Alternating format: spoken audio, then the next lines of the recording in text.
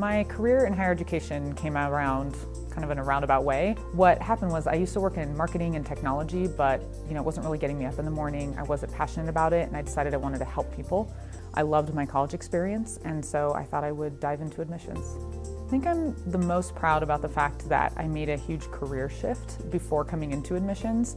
Everybody else that I knew in admissions had a ton of experience, and I didn't.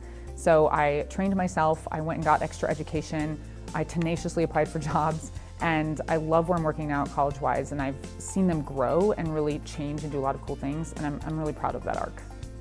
You know what inspires me?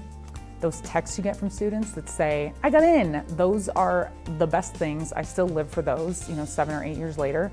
And I love all of the other women and professionals in this industry who are doing great stuff for equal access, for equality, and for underserved students in the industry. For me, government relations is so important because I've always been a politics nerd anyway.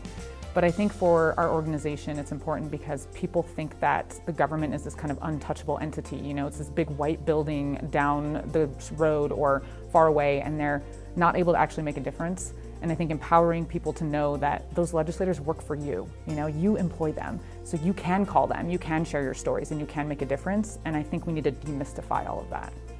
When I reached out to the candidate for California governor, she was very open to hearing from us.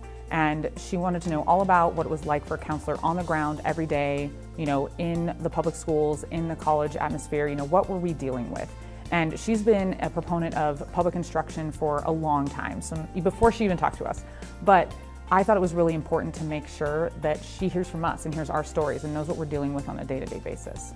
Another way to help all of your students and your colleagues is to participate in your affiliates' Hill Days. Most of them have them. You get to go to the Capitol, you can talk to your legislators about all of the things that are affecting your students on a day-to-day basis, and that's the best way for those legislators to know what they need to be putting in those bills as they're writing them. Listen, election season's coming up. Here's how you help your students and your colleagues in your schools.